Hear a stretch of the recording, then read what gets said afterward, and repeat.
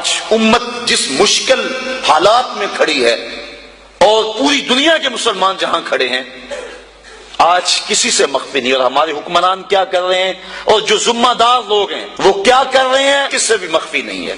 اپنا دین ایمان بیچا جا رہا ہے، تو یہ قرب قیامت کی نشانیاں ہیں۔ تو آج وہی بچے گا جو اللہ کی کتاب قرآن مجید کے ساتھ لگ جائے گا۔ اچھے لوگ تلاش کرے، ضرورت ہے ہماری تلاش کرنا۔ اگر اچھے لوگ کم ہو گئے تو ہم کہتے ہیں چلو نہیں تو نہ صحیح، یہ ہم کیسے کہہ سکتے ہیں جبکہ ہماری ضرورت ہے؟ ہم جگہ جگہ سے ڈنک کھائیں، جگہ جگہ سے ڈسے جائیں، ان اچھے لوگوں تک پہنچنے کی کوشش کریں۔ یہ دنیا چکی ہے اور اس کے دو پڑوں کے نیچے جو بھی آ گیا وہ کچلا جائے گا، بچے گا وہی جو کلی کے ساتھ لگ کے رہے گا۔ تو ہم نے اس کلی کو تلاش کرنا ہے، وہ کہاں ہے؟ ہم کہتے ہیں کوئی بات نہیں، ہم کیا کریں جی، کاروبار کا پتہ ہے ہمیں، کہاں نفع ہے کہاں نقصان ہے، کہاں سودا دینا ہے کہاں نہیں دینا ہے، کہاں کس منڈی سے 2 نمبر مال ملتا ہے کہاں سے 1 نمبر مال ملتا ہے، ہمیں سب پتا ہے۔ دنیا کا سارا شعور اور فہم و ادراک ہم رکھتے ہیں، اور یہاں آ کر ہم بولے بن جاتے ہیں جی ہم نے کیا کریں، ہمیں تو کوئی صحیح ملا ہی نہیں گا، تم ڈھونڈو تو صحیح۔ ایسے لوگوں کو تلاش تو کرو، در در کی خاک تو چھانو، ایک دن وہ ملیں گے جن کے ملنے سے زندگی پیاری لگنے لگ جائے گی، جن کی قربت میں بیٹھ کے اللہ یاد آئے گا، اور جن کی صحبت تمہیں مالک کے قریب کر دے گی اور تم گناہوں سے خود بخود نفرت کرنے لگ جاؤ۔ بڑے سخت معاملے ہیں آخرت کے۔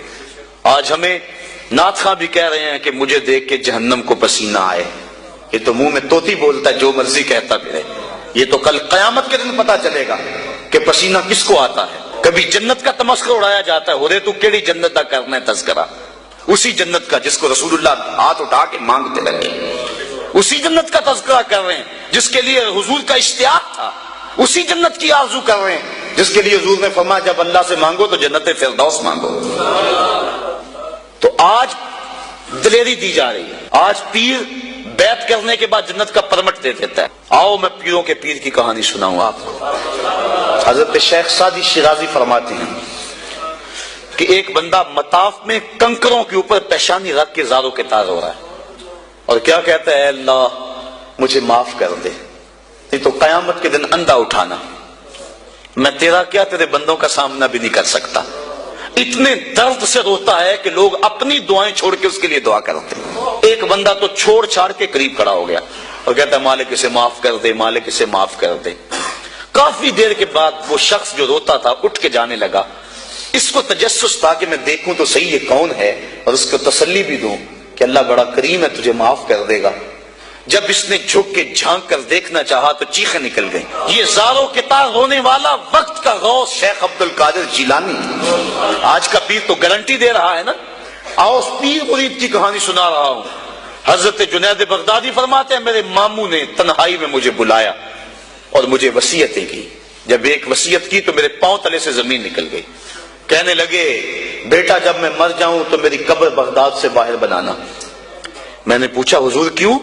فرمانے لگے میری بدعمالیوں کی وجہ سے کہیں بغداد کی مٹی میری لاش کو قبول کرنے سے انکار نہ کر دے اور میں لوگوں کے سامنے رسوا نہ ہو جاؤں۔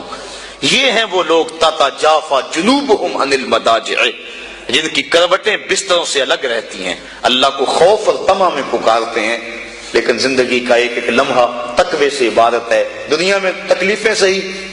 حضرت امام جعفر صادق ساری زندگی ٹھنڈا پانی نہیں پیا، فرماتے تھے کیا خبر کہ اس کے حساب میں چکرا جاؤں۔ اور آپ کے مریدین بیٹھے ہوئے ہیں، آپ بھی بیٹھے ہوئے ہیں، لوگ بیٹھے ہیں۔ کہا یار آج ایک دوسرے سے وعدہ نہ کر لیں؟ کہا کیا؟ کہا ہم میں سے جو بھی جنت میں جائے وہ دوسروں کو ساتھ لے کے جائے۔ غلاموں نے کہا حضور ہم آپ سے وعدہ کریں، ہم تو آپ کے سہارے پہ بیٹھے ہوئے ہیں۔ کہا تم نہیں جانتے آخرت کے معاملے بڑے سخت ہیں۔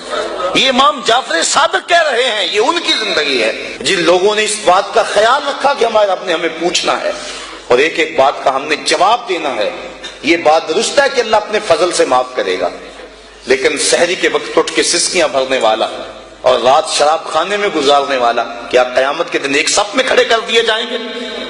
یہ کیسے ہوگا؟ غریبوں کا خون چوسنے والا، بیواؤں اور یتیموں کا مال لوٹنے والا اور رات کی تنہائی میں ان کی مدد کرنے والا کیا ایک صف میں کھڑے کر دیے جائیں گے؟ ایسا کیسے ہو سکتا ہے؟